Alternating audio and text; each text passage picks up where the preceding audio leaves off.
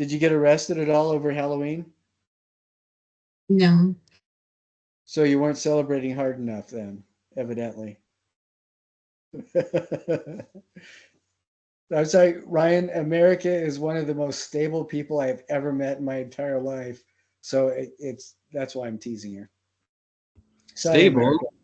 Stable, Stable. She yeah, had her camera by off today. far, by She had far. her camera off today. She always had it on. I think this is the first time we've seen something not stable.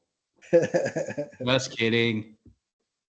I'm not feeling too well today. Like I'm feeling well to be here, but I have a headache, so I'm trying to lessen like the amount of light right Okay, now. So I will try to rein in my self-perceived sense of humor then. No, it's this is the time of year for people getting sick. With the weather changing, we've dropped 40 degrees in less than 2 weeks, which immediately weakens your immune system. So this is important for you guys and everybody else who's listening to this later. Make sure that you take care of yourself health wise.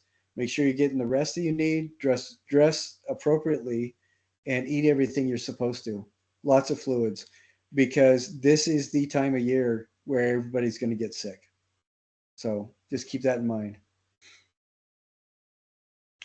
All righty. Today we are going to talk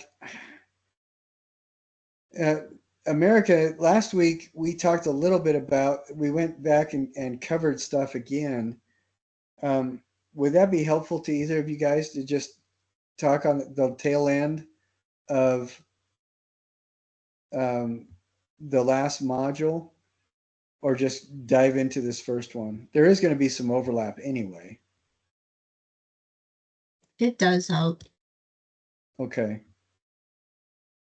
And that's what we shall do.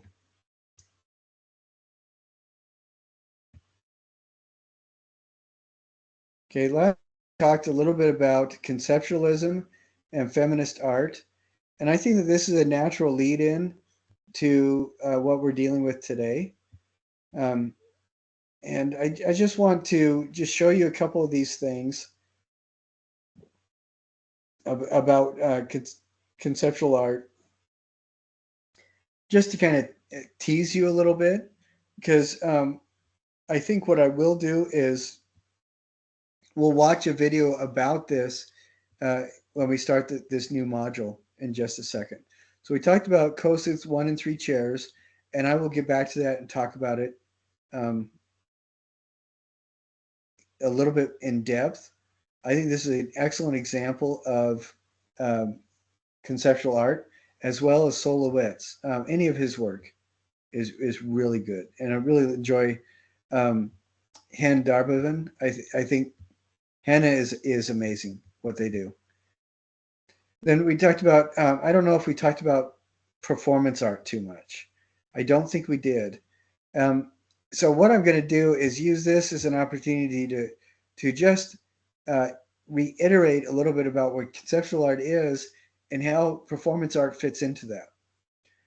Performance art really starts showing up at about the same time as conceptual art. Now, if you remember from last week, I talked a little bit about Plato's allegory of the cave and the world of the truly real, or the world of the ideal.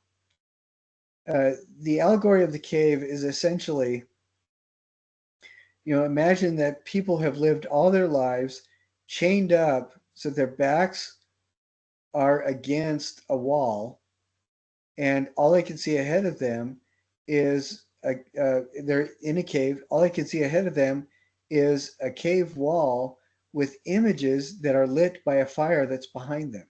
So they can't see the fire directly. And then there are people that walk between their backs and the fire that they can't see either, holding things. And these people walking along, they see shadows of trees and birds and things like that, but the shadows are all cast on the wall by the light of the fire behind them. So they only know that the fire is there because of the light it sheds. They only know it's there because of the warmth that comes from it. And they only know what these objects are from the assumptions they make seeing the shadows of them. So, whether or not it's a real tree, all they can experience is the shadow. And then Plato says, what if one of these prisoners is taken up and pushed out of the cave. So suddenly they step out into the sunlight and they see the sky, they see the sun, they see grass, they hear birds for the first time ever. They see and feel actual trees. Not only that, but they see that there's several different species of trees. And just imagine what kind of a mind-blowing experience that would be. And then imagine, what if that person walked over to a pond and sat on the edge and looked down in the water and saw their own reflection? How would that change their mind?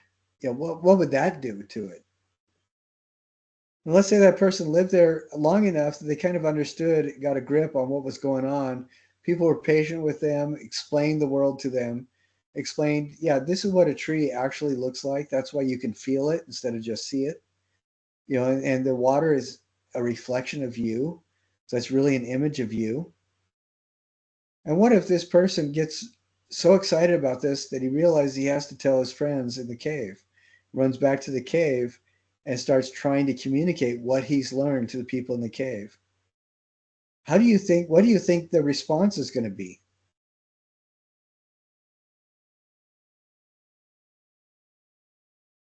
No way. It's just a shadow, bro. Yeah, exactly. They're going to think he's gone crackers. And Plato was talking about this in part to kind of share what his thoughts on what happened to Socrates, because Socrates was trying to get Athens to change their worldview and become more accepting of reality, and they hated it and sentenced him to death because of it. But Plato goes a little bit further and says, okay, this is an allegory for what's really going on. Pretend that all of us live in that shadow world in the cave, and there are occasionally people that see through to that realm outside the cave, where it's the real tree instead of the shadow of the tree. And let's call that world the world of the real or the ideal. And he proposed the idea.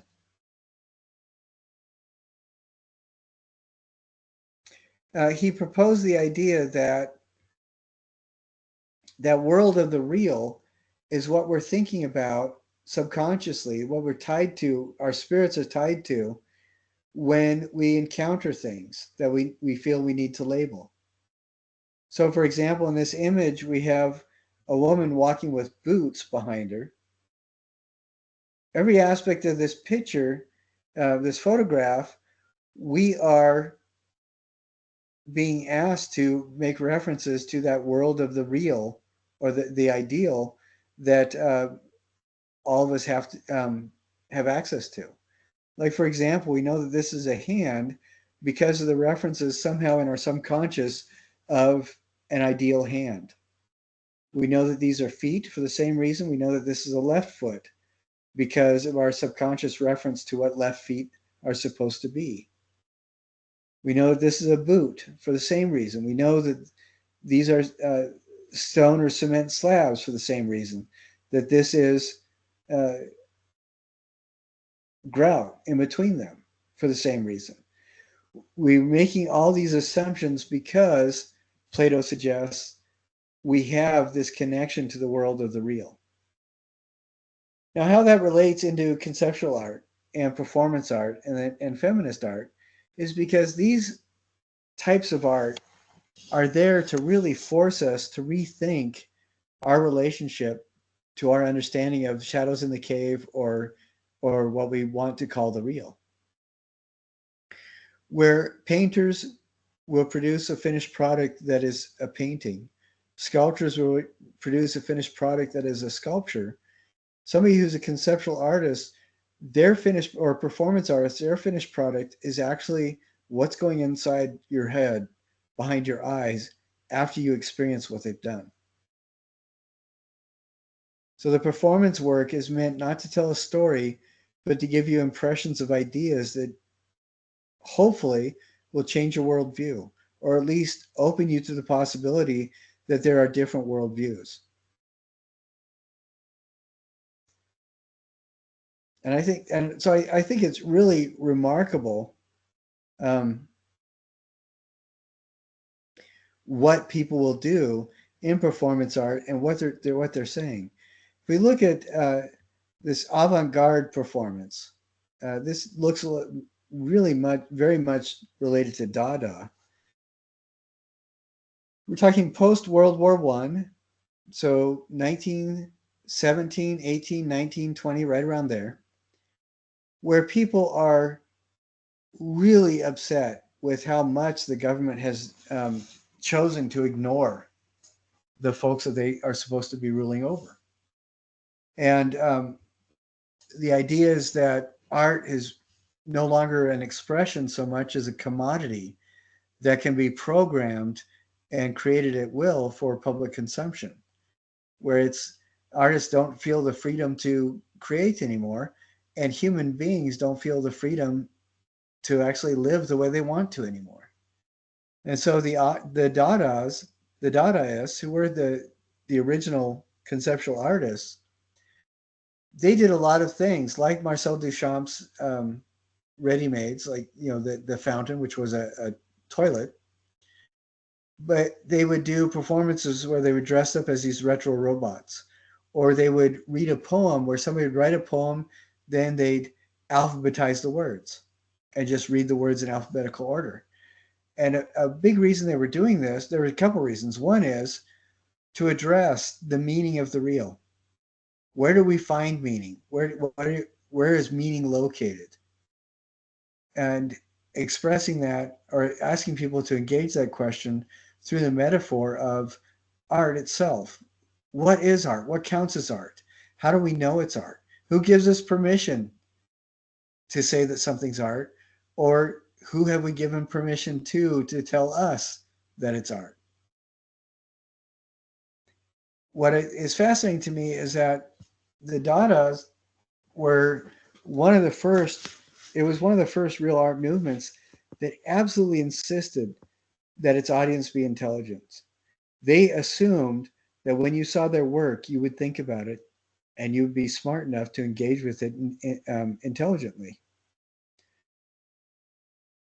And so they're depending on you taking an active role in essentially producing the finished work of art. And I think that that's absolutely amazing, because that is not something that happens very often. A lot of the times, a lot of the stuff that we've looked at from the Renaissance onward, the artist has depended on the audience needing a shared visual vocabulary. Like the Renaissance artists needed the audience to know what a tree looked like, and so they produced art for that audience with a strong shared visual vocabulary. Now we're getting into people who are expressing themselves in ways designed specifically, knowing that their audience is going to be intelligent. They're going to be thinking about what they're doing. They're going to be helping them derive meaning and develop meaning in the work that they do. And so you'll see in a lot of these performance artworks, I definitely watched this video with Marina Abramovich. She is like the rock star of performance art. Mike Parr, I kind of like. Person. What's that? Is she the one that did the loaded gun? Yeah. Yeah, that was crazy. Yeah, she did. It's called Rhythm Zero, where she put a number of objects on a table, and then for 2 hours, for a certain time limit, told people you could do whatever you want. I absolve you of all personal responsibility. What was really sad about that is that she just remembered people, or she remembers mostly the trauma of people being negative towards her, like cutting her clothing, threatening her with the loaded gun, things like that. And that threatening her with the loaded gun was the thing that made the curator stop it. And what was fascinating to me is that the curator said that what they found was most interesting is you'd expect in the real world, maybe there'd be a certain percentage of nice people to people that were not so nice. You always experience bullies. You found that there was actually that kind of percentage there. People would do things because they were curious and because they were kind. Like people one person cut her, and the next two people comforted her. Somebody would cut her clothing, somebody else would bring something up that she could cover herself with. And that's what the curator noticed. But what Marina remembered mostly was the traumatic stuff. And I think it's really fascinating. But that kind of performance work is designed specifically to make you think, to help you to start thinking. And it's really, and I really love Audubon Nkanga. She does stuff that just makes me want to cry because it's so sensitive.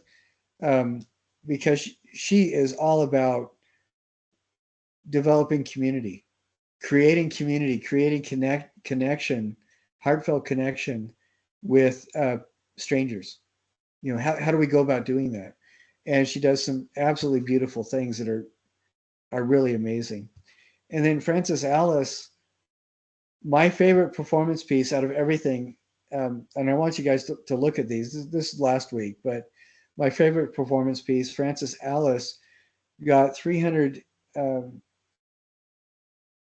He works in Mexico. He got 300 volunteers to help him literally move a mountain. They used their shovels, hands, and sweat of the volunteers to move a mountain enough so that it changed GPS locators. And he did it in with neighborhoods from Mexico City that were really feeling disenfranchised. And just it's amazing and if you see the interviews with the people that participated, their whole outlook on life has completely changed because they changed the surface of the earth. In installation art, in this case, we're talking about building environments for people. And this is what Jean-Claude and Christo, this is what Hirshhorn does, a lot of these folks, Dohosa.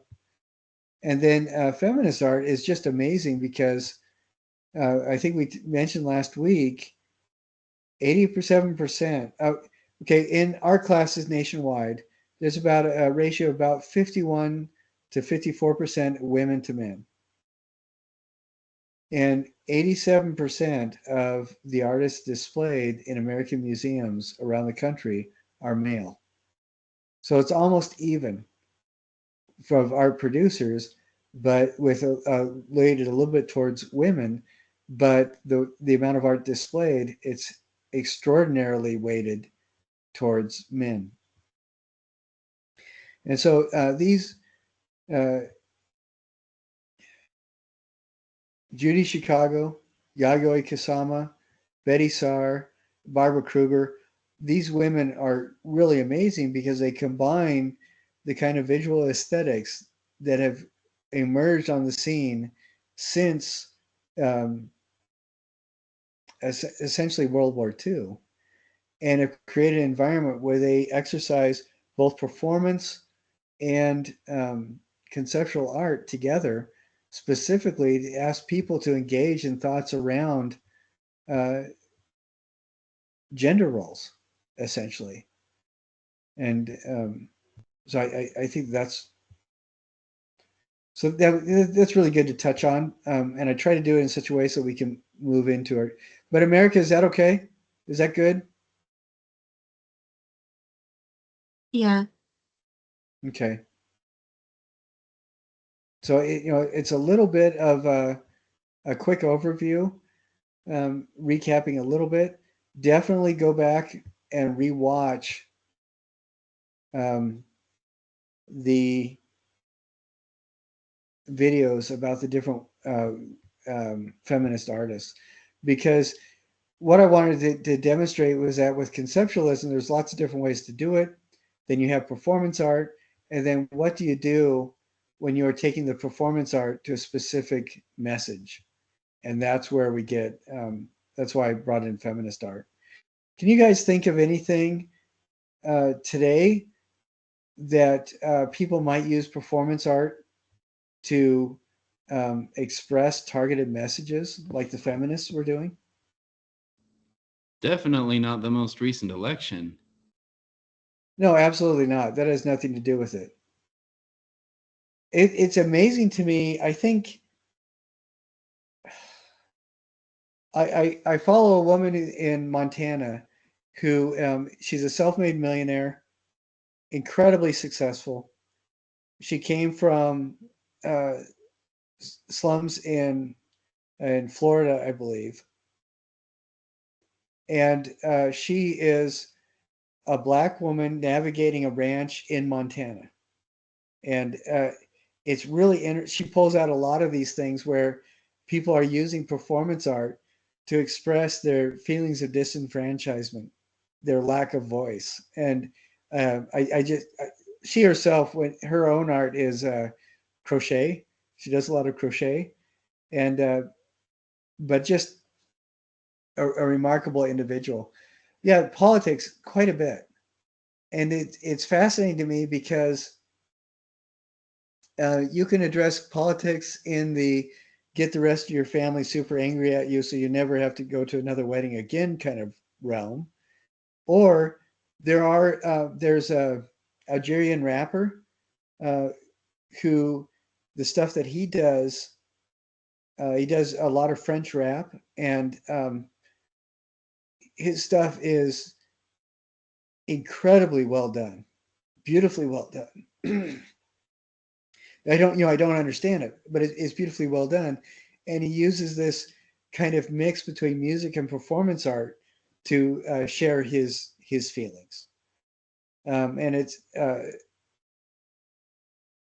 and then you also get there's a woman. I want to say her name is Chow. She started out as a game designer, but she's created a Sim City environment for people to put their games into that is all these historical and fantastic and folklore elements of China. So the digital space that she makes, it's become this really odd thing that for her kind of demonstrates a performance piece celebrating just the environment of cultural history of her country. And I think that's absolutely amazing. There's so many different things that people can do.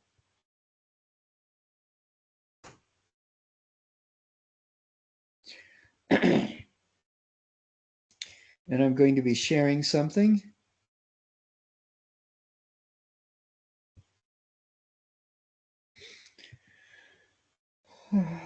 Right now, this next section that I to talk about is I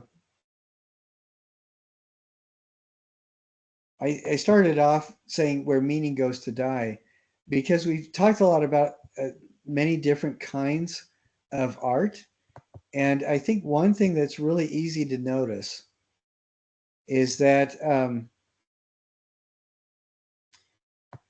the artwork that we're looking at doesn't seem to really have any sort of a set or a body of set parameters. It seems like it's almost anything goes. And I think it would help to kind of talk about this from the frame of reference of what is going on in the world right now. So we're talking about modernism, postmodernism, and contemporary art.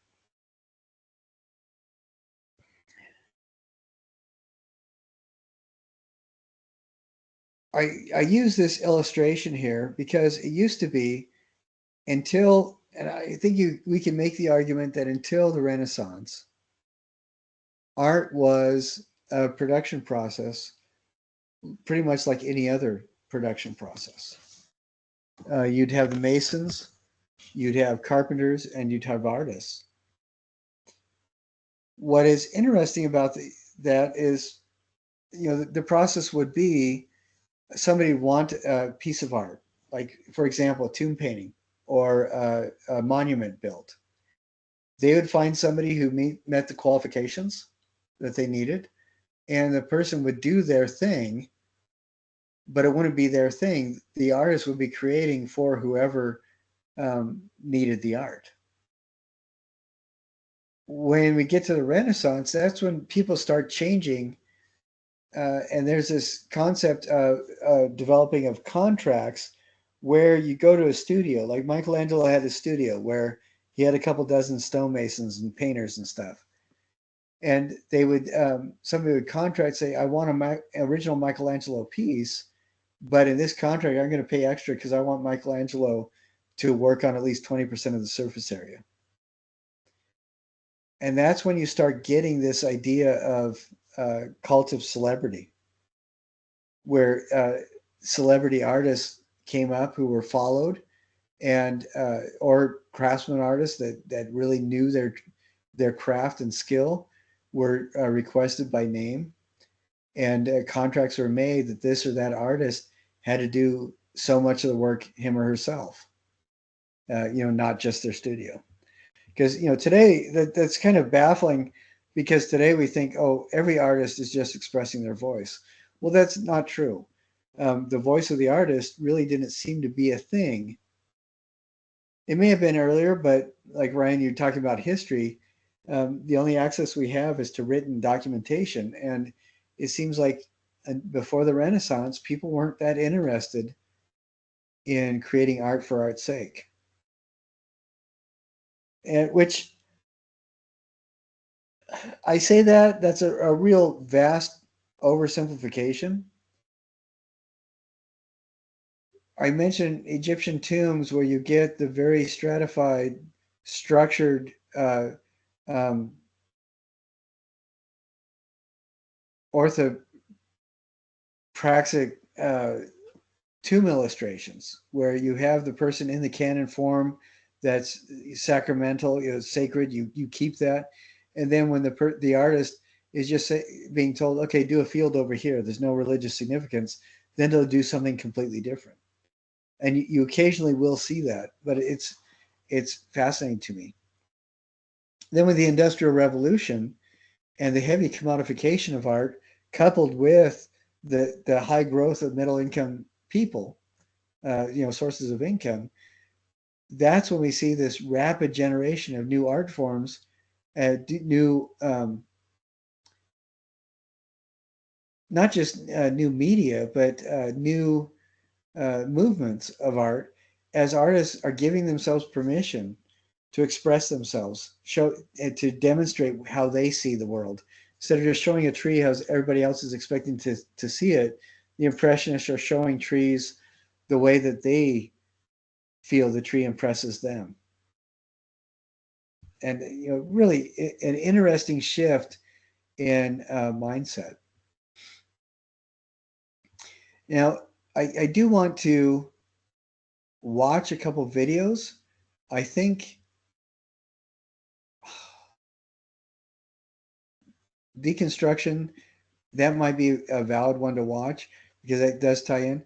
But what this module is more about is just the mental shift changes that have been going on with art, and are going that conceptual art really opened the door to happen.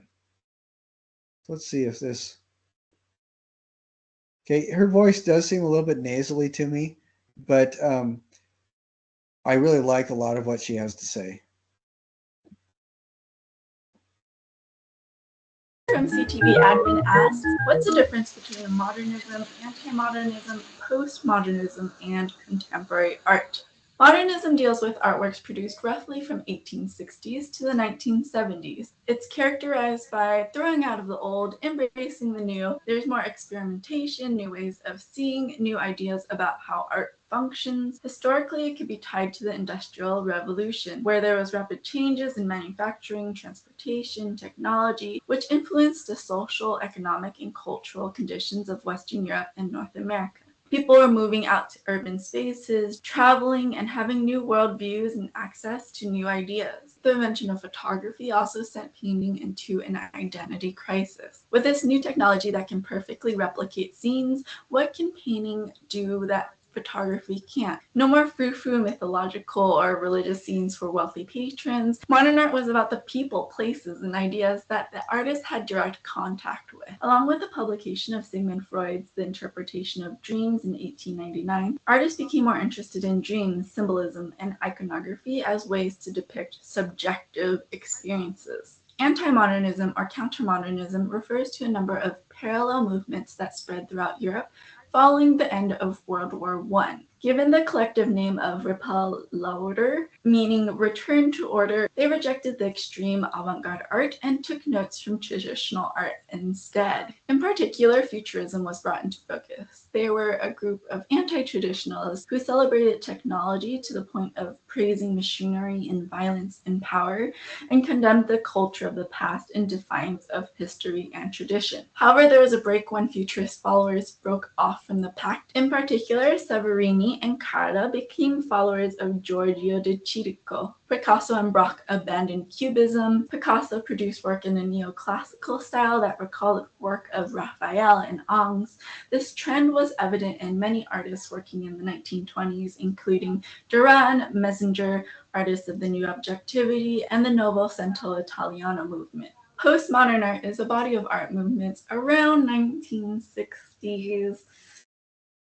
The idea of what is considered art is expanded to mixed media, installation, conceptual art, and video art. We begin to see bricolage, collage, simplification, appropriation, performance art. The distinction between high and low art and popular culture is blurred. There's a sense of immediacy and the present that you don't see in modern art. Perhaps it's easiest to see in pop art of Andy Warhol and Roy Lichtenstein. Now is the hardest part of this video, which is defining what contemporary art is. Contemporary art is basically art since modernism, but then you have the problem of, well, when did modernism end? Some may define it as art made within our lifetime, but lifetime is variable, so that's not very useful.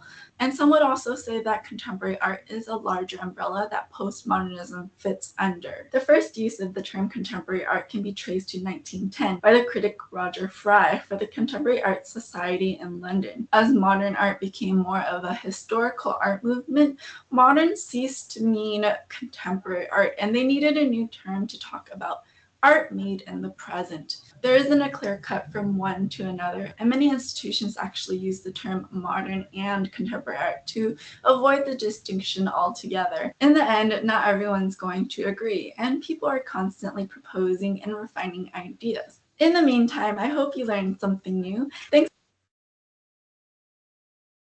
That actually did have a little bit of value. It is frustrating. What I want people to take away from this is modern art is basically art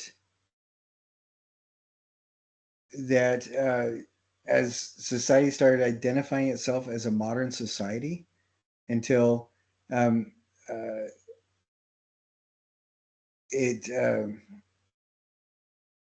can I say this? Let me start over. I'm sorry, my brain was jumping tracks. Modern art, for the intensive purposes of this class and most things that are going to function, the time period is going to be roughly mid 1800s to mid 1900s. So in essence, 1850 to 1950. So my dates are a little bit different than hers, and that's fine. 1860 to 1960 is fine too. What that is, what marks it as being modern art is that people are consciously moving away from the idea that artists can only create with the visual vocabulary everybody shares. And there's one thing that is really good to remember is that modern art still has narrative or meaning or content to it. So people are still doing things with a point to it. This is when people will experiment with colors that don't occur in the natural spectrum or with shapes that don't occur in the natural spectrum, but they're still identifiable as narratives going on. Picasso's one did Women of Avignon, which is a portrait of several women, it's almost difficult to recognize them as human beings, but there's still reference there to a narrative or a story. There's still content. Postmodern is where people begin to explore the new media that the modernists used, but they begin to explore it just for the sake of the new media. That content is not necessary. So the postmodernists will create things because now they can, and they'll give it up to you as a viewer to try to lay a meaning onto it, because meaning is not important. And that's the biggest difference. And that time period is going to be from about the mid 1900s to today, roughly about. And you notice time periods are really lousy. But if we, and that is generally considered to be the dividing line between modernism and postmodernism. Modernism, there's a lot of experimentation. People are still using content. There is some sort of intent on the part of the artist. And with postmodernism, people are enjoying the material for what the material is and walking away from the idea of making content. Does that make any sense at all? Or whether or not it makes sense is immaterial. But do you guys see what that difference is? So where Joseph Kossuth does his 1 and 3 chairs, you can make the argument, we can make the argument it is postmodern because he didn't make any of the art himself. He's just showing a chair, a photo, and some print, and that's it. But we can also make the argument that it is very much modern because he is inviting you, he's demanding that you think about the meaning of art and what a chair is. And that's why this is a problematic distinction, but in their infinite wisdom, art people like to do that anyway. And then contemporary art is basically anything that happens now, and most of the time that's going to mean 1970, 1980 to now. When it's pushed out of the idea that it's contemporary art is when a contemporary artist is referencing, for example, 19th century realism, or they're redoing Bauhaus geometry, or they're exploring Picasso style cubism. Even if the work is contemporary, it's still has ties to these other kind of loose realms.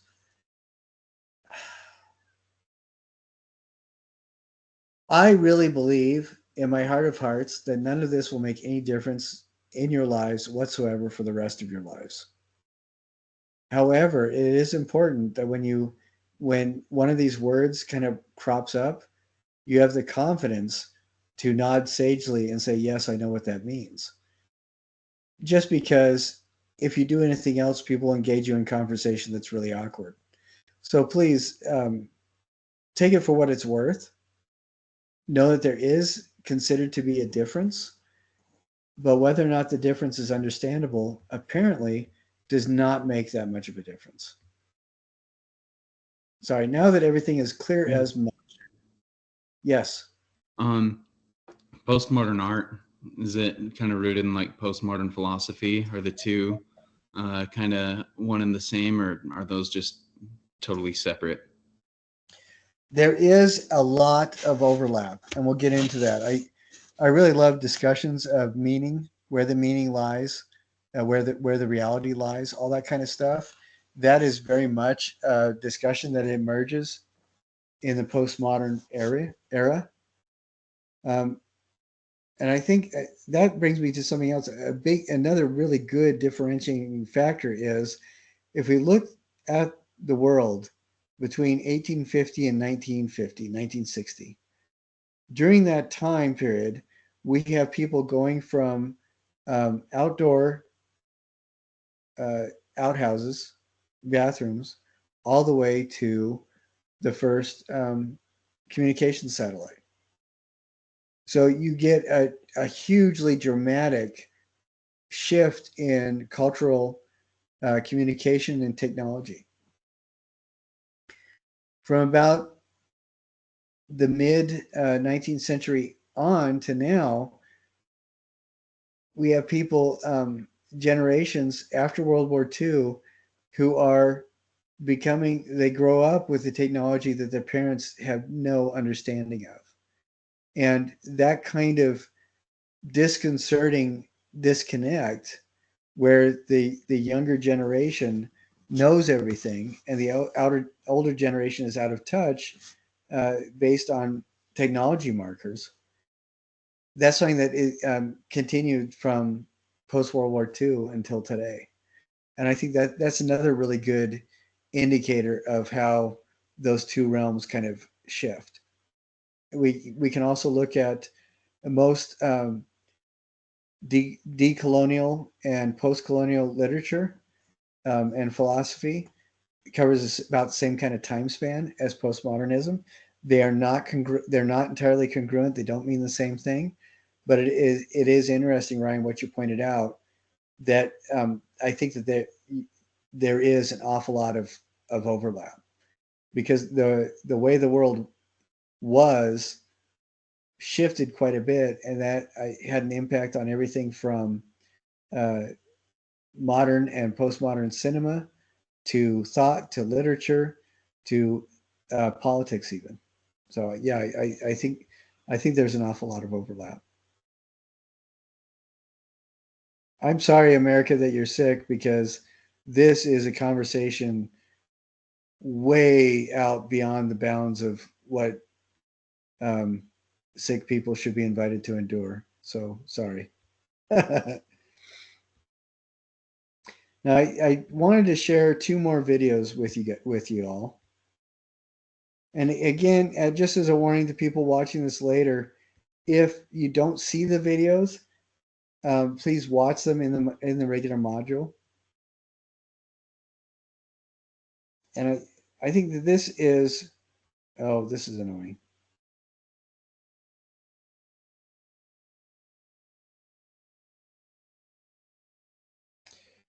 I think this is a really good video because there is a question: what is art? And I do have a definition of art. I think it can be defined, but it's interesting to me that people who struggle with the definition of art are seem to be disproportionately confident that they know what art is sometimes. So we'll go ahead and watch this. When we hear that word, some of our minds jump to museums or framed paintings. And in that context, some people think, nah, I'm not a big fan of art. I just don't get it. Or they think of art as something that's just for intellectuals or artsy people. But really, art is for anyone who wants to experience it, and it's often in more places than we might realize. Songs you like, movies you watch, poems, theater, even a quilt that your grandmother made. All of that and more is art. So you might be wondering, well, then what is art? How do I define it? Well, that's tough. Art's been around for thousands of years, and through the ages, it's evolved in a number of different ways. And the reasons for creating it vary from person to person depending on any number of factors. So defining art is pretty tricky, and it's something that's been debated throughout history. There just isn't one agreed upon definition. However, many believe that art is anything that stirs emotion in you. Now, the emotions that get stirred up depend entirely on your own history, your story, everything that comes together to make up who you are. And because of this, three different people can experience the same piece of art and have wildly different reactions to it. One person might think it's the most beautiful thing they've ever seen, the second person might hate it, and the third might not feel much of anything at all. And none of them would be wrong. Everyone's entitled to their own preferences and feelings when it comes to art. You know, the way you feel about your favorite song could be the same way that someone else feels about their favorite sculpture. And even though you might not like that sculpture, it can be valuable to consider why that person enjoys it so much. You may learn something about them and maybe even yourself. The term arts is really just a label. Over the years, a lot of people have tried to classify what it is or what it isn't, but that's not really what art is about. It's about your personal experience with it and the meaning that you draw from it. Everyone reacts to art differently and has the potential to grow and learn from it. It gives us the opportunity to tell stories, record history, and tap into our emotions in a way that few other things can. Goodwill Community Foundation.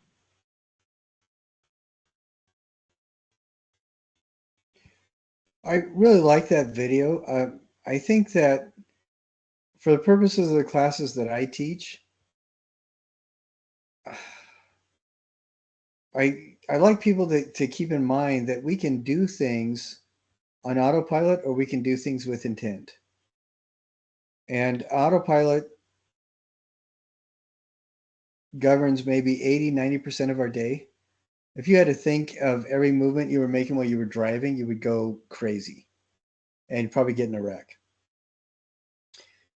But when we do something with intent and when we pull or when we invite in something beyond us to help, like outside of our immediate ego-driven self, and you can refer, that can be your subconscious, that could be your emotions, that could be the environment around you, that could be asking for the universe to help or whatever. Inspiration is what Albrecht Dürer referred to it. It is usually, well, it is always indicated when you go into the flow state. Have you, either of you, ever had the experience where you come to yourself, you realize that several hours have passed, your leg is probably asleep, and you can't remember what you were doing, but you were doing something? Have you ever, or you can't remember the intricate parts of what you're doing? I've had this happen when, like mowing a lawn or vacuuming even, but I've had it happen when I'm hiking, when I don't have a conscious memory of the hike. And when I'm painting or designing stained glass, I will, when I do my thumbnails, I'm usually on the floor with my pens and pencils around me. And then after a while, I'll realize that I can't feel my legs anymore. I can't even walk because my legs are asleep because I've gotten into that flow state. Have you guys ever experienced that? Yeah. I Yeah, think that, what's that, America, you have? yeah, I felt it.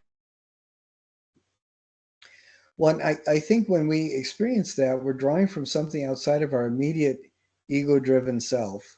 And I think that is an indicator of when art can be generated. And I think that art is either the process or the proof, the product that demonstrates when we create in that flow state or working to achieve that flow state. I think that's what art is. And that definition has served pretty well for a lot of different things because it encompasses art being made in any activity. Creating a lesson plan for kindergartners, farming potatoes in a field, doing your rounds as a park ranger. It really doesn't matter. Whenever you get into that flow state is indicative that this is where you really find yourself needing to be or wanting to be.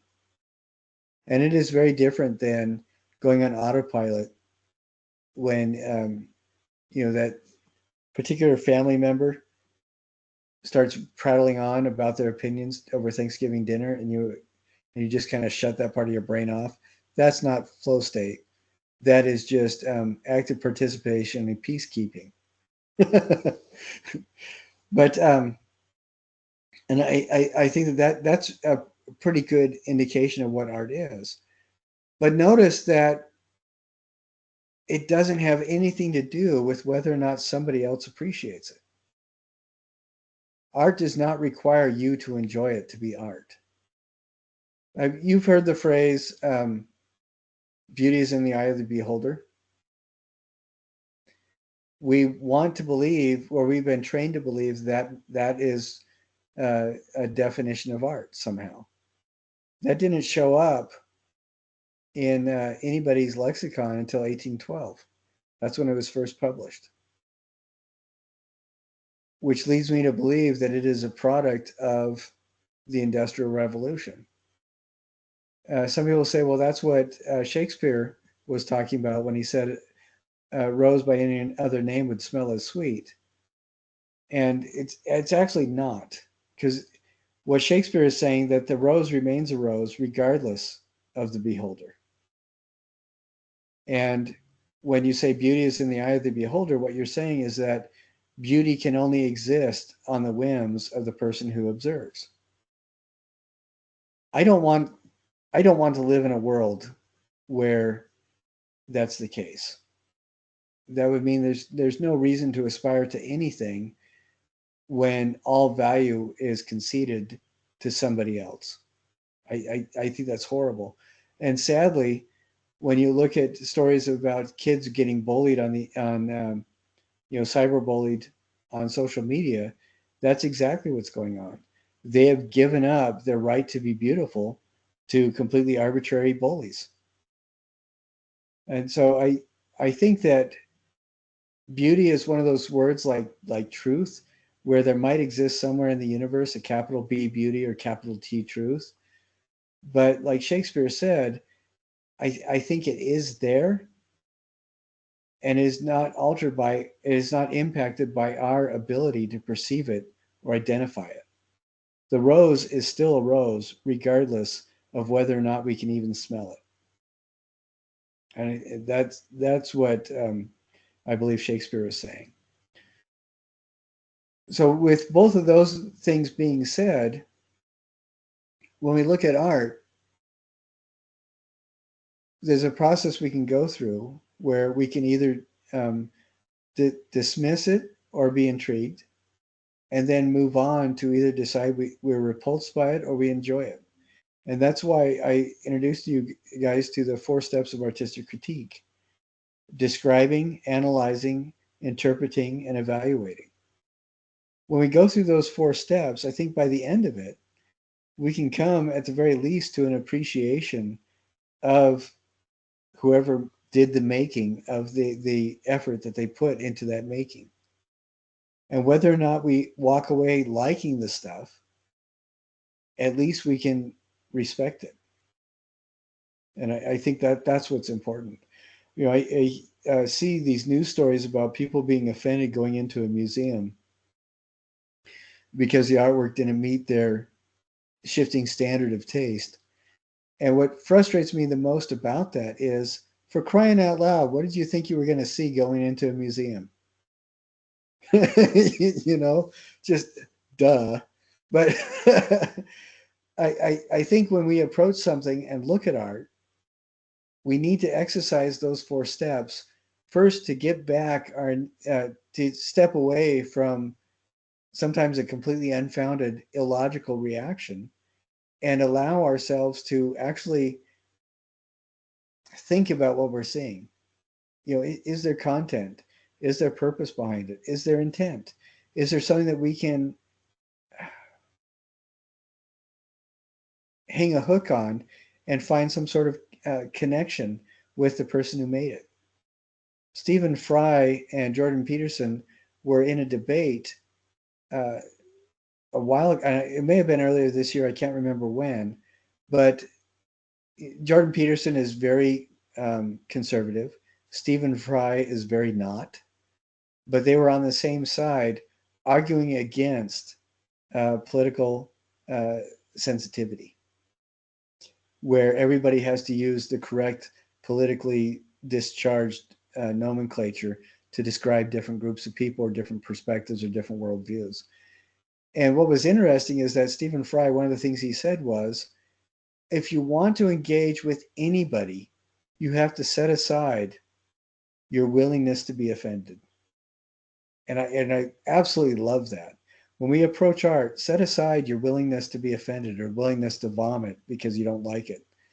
And just take a moment, not to accept it for what it is, but to open yourself up to the possibilities of perhaps accepting it. Perhaps not liking it, perhaps liking it a lot, but open yourself up to the possibility. When you meet somebody for the first time, for that meeting to generate any sort of future relation, you've got to set aside the willingness to be offended, specifically because we don't know the context for which the person does what they do that might lead to our being offended. They don't know our context. And by being willing to set that aside, we can open the door to a possibility of engagement. And that's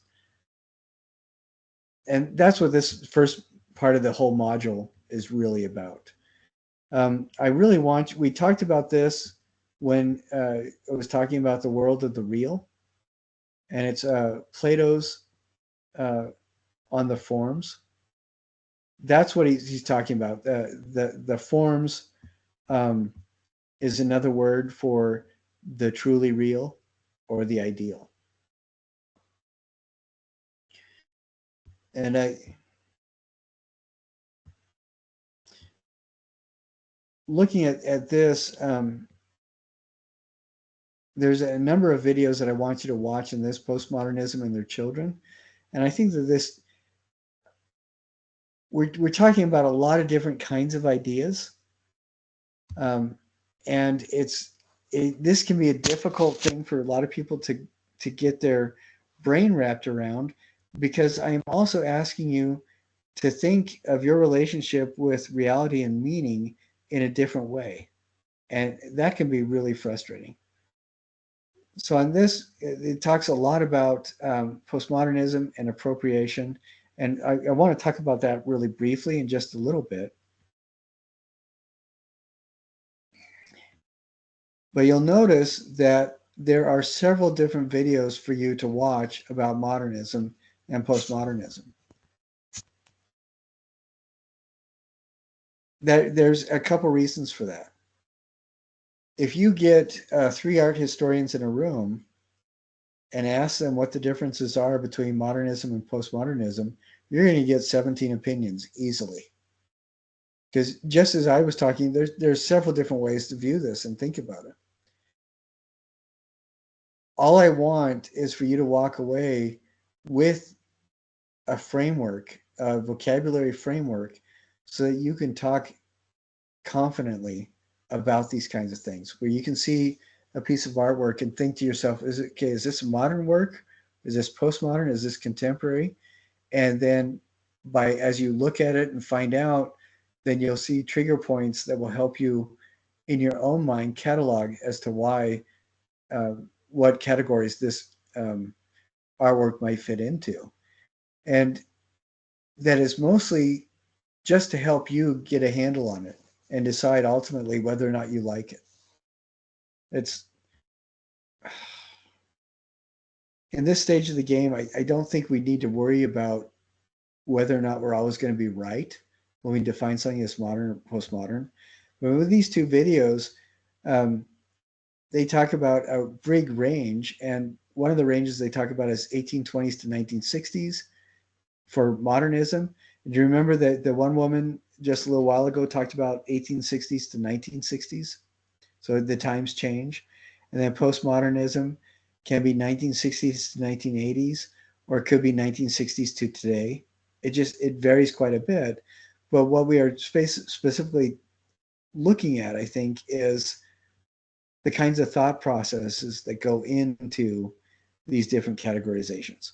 And I really like this image. Can you guys see this? The silver chase cup, the green mug, and then the plastic fluted children's wear. You guys can see that picture, right? I think this is a really good. I think this is a really good image to kind of explain what I'm talking about. In the pre-modern, so before 1860, what do you see about? Let's see. I'll pull this up a little bit.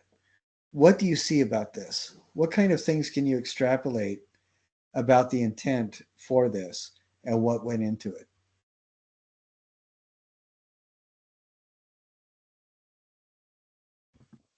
The one on the left was most likely manufactured with a lot more like primitive tools. Primitive is the wrong word, of course, but like, high effort, low availability of tools and materials. The middle one was probably made in a factory, and the right one was probably also made in a factory that was a lot further away. Yeah, I like that. This looks like I'm thinking, I like the term pre-industrial, for the one on the left. It looks like it's hand-chased silver. It looks like there's a lot of purpose going into it, and it's designed to be almost an entertainment by itself by whoever owns it. It seems like there's a lot of big expensive energy to communicate what the artist is doing right there. With the modern mug, it is very stably designed. It's very well designed. It functions perfectly as a mug. It's ceramic with a green glaze on it, but it's designed to fit your hand just exactly right. Whereas the silver one, this is going to be a little bit awkward. Doesn't feel like it's going to be as comfortable for your hand as this one. So it's designed really well. It's designed to function really well, and it's designed to be mass produced really easily. And so, and I think that really categorizes modern. I mean, there's still a bit of a narrative there, a bit of content there, and they are exploring media a bit, but it seems to be serving a purpose. And here, the postmodern, I like this because this looks to me, yes, it serves the function of a sippy cup, but it looks to me like the entirety of its design is to attract a child's brain with attention span less than a hummingbird. It looks like it's designed to attract attention more than it is designed to allow you to drink. The obnoxious colors, the fanciful shapes, all that kind of stuff. And I think that is a really good allegory for postmodern perspective. Would you guys agree with that? Can you kind of see that as well? Okay. Yeah. So definitely go, like I said, go through these videos. What is really interesting to me about this as well is they're starting to talk a little bit about history as it relates to art. And it's fascinating to me as we start exploring those kinds of ideas, then how it becomes a lot more, the art becomes more relatable as we understand the cognitive context behind it. When we look at something that didn't make any sense and then realize, oh, the person is trying to show us what they see when they're feeling this kind of way, or they're the artist is trying to show us how they feel about this kind of a day that they're having. Then it helps us to understand the art a little bit better. And if we understand what's going on with history of the time, then that gives us a little even more context. Like, for example, with the abstract expressionists painting spatter paintings and big color field paintings, we know that was during a time when almost everybody was on edge almost all the time, high stress environments, and they were doing those as meditations. And it makes sense. We can appreciate what they were doing.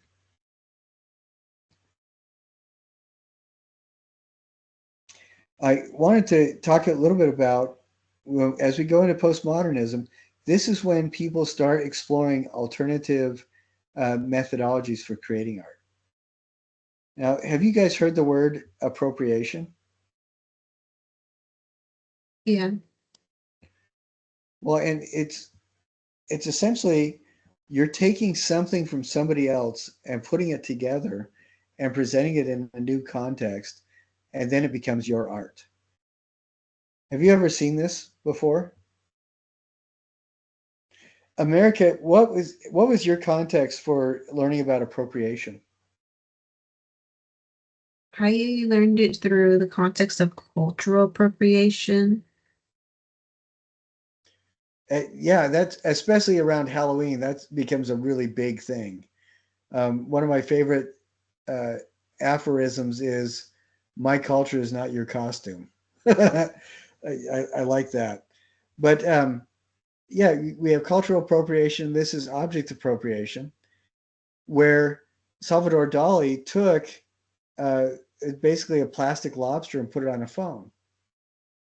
And by doing something like this, he's referencing Duchamp's fountain with the urinal, but he's also asking you to engage with the idea: is this art because you say it is art, or are you pretending that it's art and I'm in on the joke? You know, what's going on? Or do we live in an environment where context isn't really helping in us to derive meaning? You know, and it could be that, it could be all sorts of things. When I do a lot of my uh, installation, my assemblage art, I will create things. I'll show you a picture of the most recent. I'll create things that have meaning in and of themselves, but a lot of the times I will use them because the meaning with the items together starts paralleling what I'm seeing in my own mind.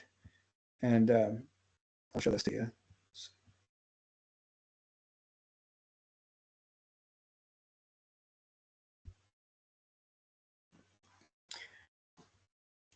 So this is, I didn't make very much of this at all. You know, I didn't make the hand. I didn't make the candles. I didn't make the stones that are in there or the oils that are in there.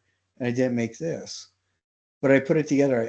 I picked this because it's green and it's a 19th century glass piece. Those references, the green ties into, um, uh, in some cultures, it represents the Holy Spirit. In other cultures, it represents Mother Earth, sometimes both of those together. 19th century to kind of uh, remind people about the past, history, tradition, folklore, those kinds of things.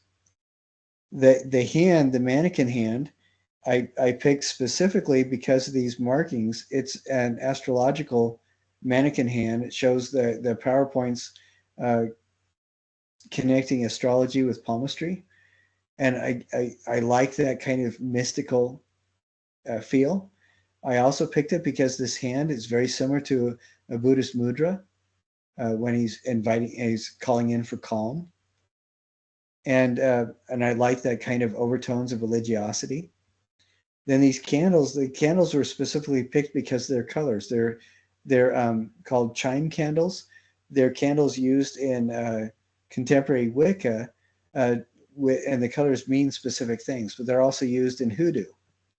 And then the stones underneath here, they are stones that are each have very specific meanings and resonances.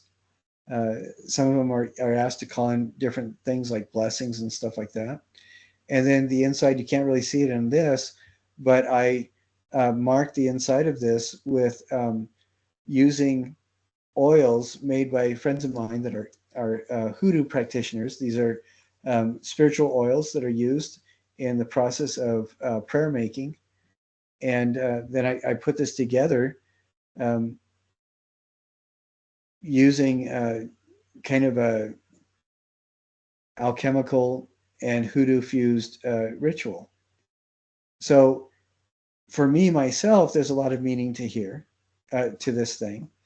But for somebody looking at it, whether or not there's any meaning, they'll start looking at the different elements used in the assemblage and start wondering, imagining to themselves, and maybe extrapolating a little bit, what are those meanings, what new meaning is derived when these different pre-existing things come together.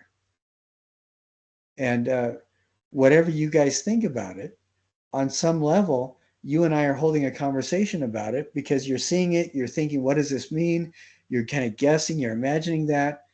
and then you're also you're asking yourself, and kind of, you're asking whoever made this too, what are you intending? That's all taking place in your imagination, but you have become an active, you've taken an active role in developing the overall meaning for this artwork. You've become a co-creator with me. And that's the thing I really love about assemblage work, is that this is not done when I photographed it and put it on display. It's not even done after you look at it. It's done as you are constantly thinking about it and creating new meanings, as you're thinking to yourself, well, maybe this is what that means. Or I saw something like this when I was in New Hampshire in an antique store. Maybe he got it from there. Maybe he travels too. Do you see what I'm saying? That there's all these things that can happen, that engage the viewer when artists are doing things like assemblage or appropriation. Now, appropriation can be nasty. One thing that I really hate, which is probably a word I'm not supposed to be using as an instructor, I despise completely when people appropriate with absolutely no intent or desire to find any sort of connection with cultural context. When they use something because it looks pretty, I think pretty is a horrible, nasty, terrible word. Pretty means it's engaging, it gets your attention, but you have absolutely no emotional association with it whatsoever, which describes to me how a fly will recognize a potential threat. Their eyes are triggered on movement. That's what the word pretty means for me. So please don't use it. Beautiful, lovely, engaging, those are what we should be using instead of the word pretty. Anyways, never mind. But I know of a couple artists who will take things from, for example, Pueblo artwork, sacred Pueblo artwork, and they'll make plaques for people to hang in their kitchen. Which, on one hand, I can see that might be okay, but when you're using somebody else's sacred work as a tchotchke to engage attention the same way that a fly looks for rotting meat, that really starts to bother me. So anyway,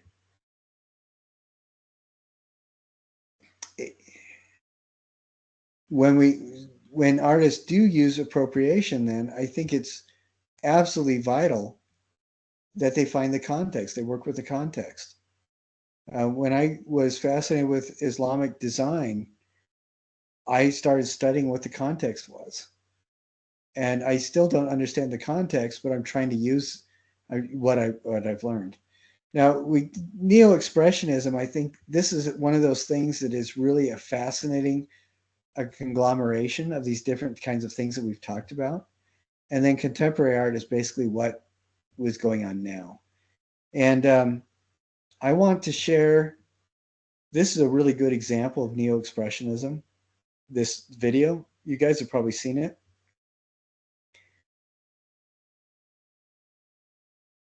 Oh, no, I'm sorry. He's talking about what neo-expressionism is. So I'm going to go ahead and have you watch that on your own. I think both of these are really good videos. Please do that. Actually, all three of them are really good. What I do want to do is talk about contemporary art and how that is different. Let's see if we have enough time. Yes, we have enough time for this.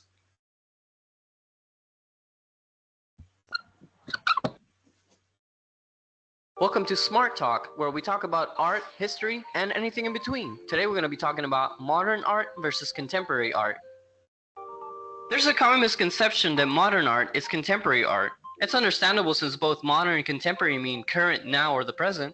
But in the art world, the two are as different as apples and oranges. Modern art isn't modern at all, but actually pretty old. It roughly started during the Industrial Revolution around the 1860s. In this time, artists wanted to stop making the same art that had been done for hundreds of years and started experimenting with abstractions. with the popularization of photography, artists didn't see the point in trying to copy reality anymore and used their paints more freely.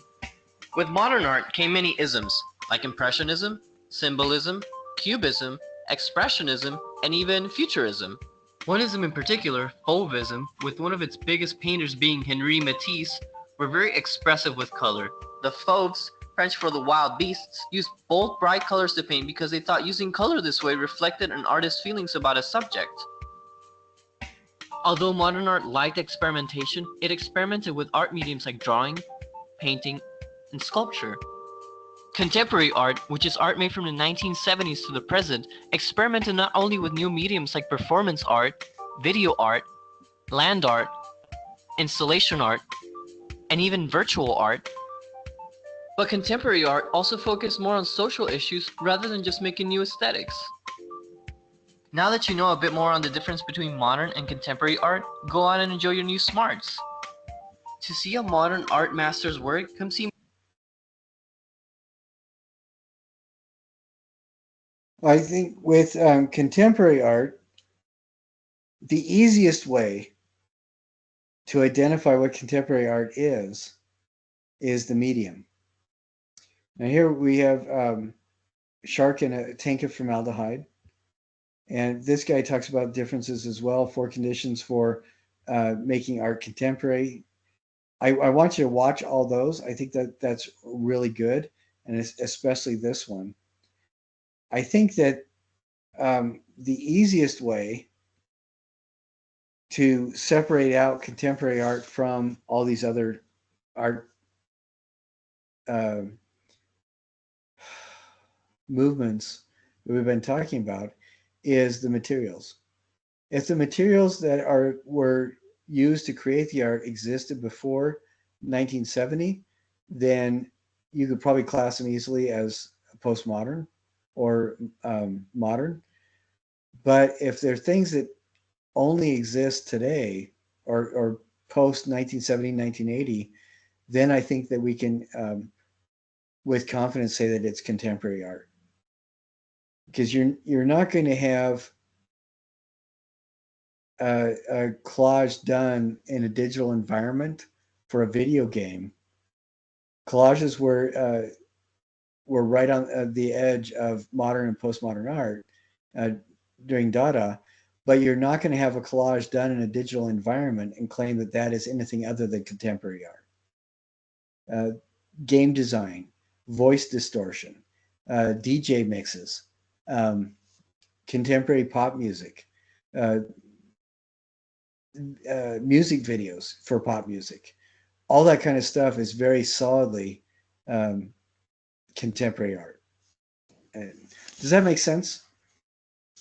And I think that that is the easiest way to define it. And some of the things like land art, people have always moved land around, but people did not get funding to create land art as art until after the 1970s. I mean, nobody was really interested in doing that. It was always a reflection of landscaping, landscape architecture.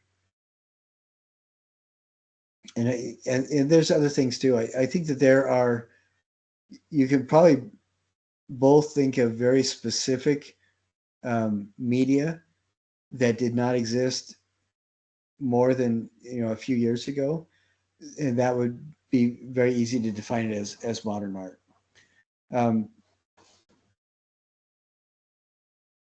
Like there's a woman that will do little short phrases and then photocopy those phrases over and over again and put that up. So it's conceptual, but it's also very contemporary because she's using a photocopier, and photocopiers like that did not exist before 1980. So does that make sense, what I'm saying? If we look at like the Arabs art that came out of the Arab Spring about 15 years ago, almost all of that was very contemporary. People were using things like cast cement and cultural appropriation. I'm sorry, artifact appropriation to create new assemblages and environments and things like that. And that's all very much contemporary. Man, I'm sorry. I get excited about this stuff and I forget that other people really don't care, and so I forget that I need to slow down and communicate everything. Do you guys do you feel that your brains are pretty well solidly wrapped around this stuff so far? Modern, postmodern, and contemporary. Then a little bit on assemblage and what conceptual is, and artists engaging you in developing the art. Does that kind of make sense? Yeah. Okay. Before we go, we watched a while ago a video about where does the meaning of art reside. Where does the meaning of art live? You know,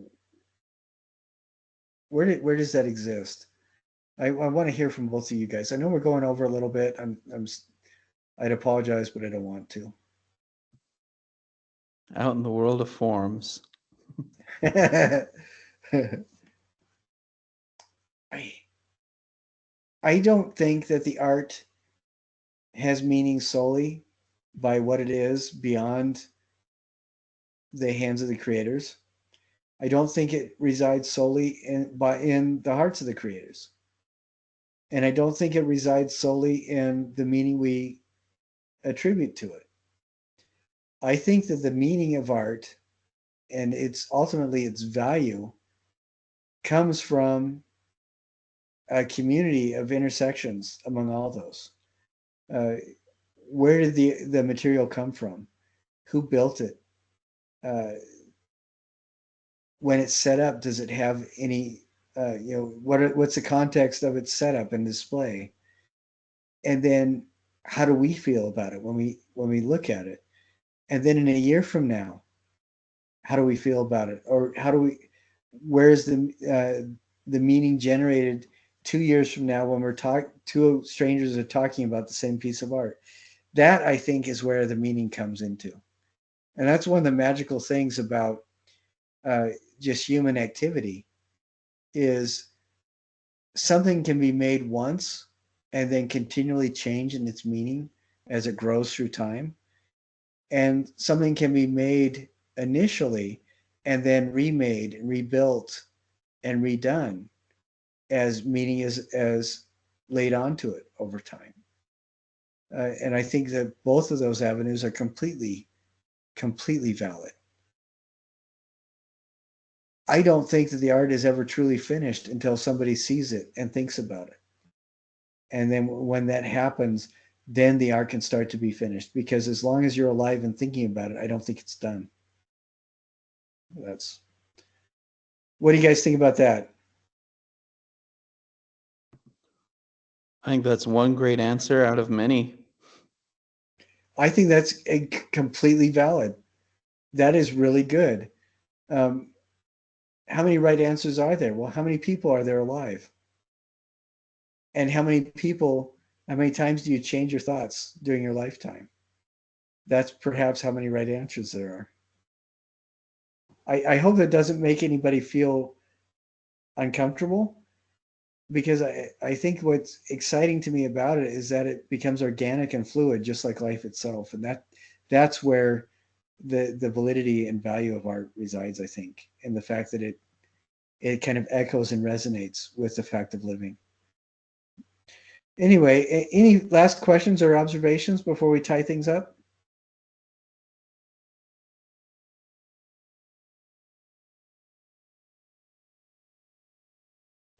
I will take the deadening silence as a no.